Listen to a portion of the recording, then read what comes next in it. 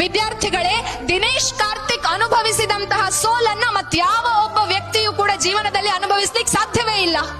ಮದುವೆ ಆಗ್ತಾನೆ, ಮನೆಗೆ ಸ್ನೇಹಿತನನ್ನ ಕರ್ಕೊಂಡ್ ಬರ್ತಾನೆ, ಅವನ ಹೆಂಡತಿಯನ್ನ ಅದೇ ಸ್ನೇಹಿತ ಮದುವೆಯಾಗಿ ಕರ್ಕೊಂಡು ಹೋಗ್ತಾನೆ, ಒಬ್ಬಂಟಿಯಾಗಿ ನಿಲ್ತಾನೆ. ಸಮಾಜದ ಎದುರುಗಡೆಯಲ್ಲಿ ಸ್ನೇಹಿತನ ಜೊತೆಗೆ ಹೆಂಡತಿಯನ್ನ ಓಡಿ ಹೋದ ಅವನ ಗಂಡ ಅನ್ನುವಂತಹ ಒಂದು ಭಾವನೆಯನ್ನ ಆತ ಸಮಾಜದ ಮುಂದೆ ಹೇಳಿಕೊಳ್ಳಬೇಕಾದಂತಹ ಅನಿವಾರ್ಯ ಪರಿಸ್ಥಿತಿಗೆ ಬಂದು ತಲುಪ್ತಾನೆ. ಡಿಪ್ರೆಷನ್ಗೆ ಹೋಗ್ತಾನೆ, ಬ್ಯಾಟ್ ಬೀಸ್ಲಿಕ್ಕೆ ಸಾಧ್ಯ ಆಗದೇ ಇರುವಂತಹ ಒಂದು ಸಿಚುವೇಶನ್ಗೆ ಬರ್ತಾನೆ. ಇನ್ನೊಬ್ಬ ಹುಡುಗಿ ಅವನ ಬಾಳಲ್ಲಿ ಬರ್ತಾಳೆ, ಬದುಕು ಅಂತ ಹೇಳಿದ್ರೆ ಏನು ಅನ್ನುವುದನ್ನ ತೋರಿಸ್ತಾಳೆ.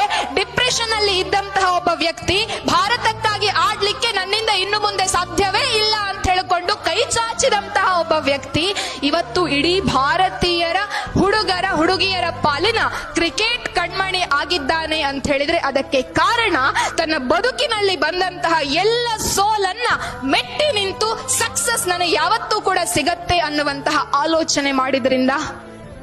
ಇವತ್ತು ಮ್ಯಾಚ್ ಆಗ್ತಾ ಇರಬೇಕಾಗಿದ್ರೆ 4ನೇಯದ್ದು 5ನೇಯದ್ದು ವಿಕೆಟ್ಗೆ ದಿನೇಶ್ ಕಾರ್ತಿಕ್ ಬಂದಾಗ ಭಾರತ ಸೋಲ್ತಾ ಇದ್ದಂತಹ ಭಾರತವನ್ನ ದಿನೇಶ್ ಕಾರ್ತಿಕ್ ಬ್ಯಾಟ್ ಬೀಸಿದ ಅಂತ ಹೇಳಿ ಆದ್ರೆ ಭಾರತವನ್ನ ವಿನ್ ಮಾಡಿ ಕೊಡ್ತಾನೆ ಅಂತ ಹೇಳಿ ನಮಗೆಲ್ಲರಿಗೂ ಕೂಡ ಗೊತ್ತಿದೆ. Download share chat.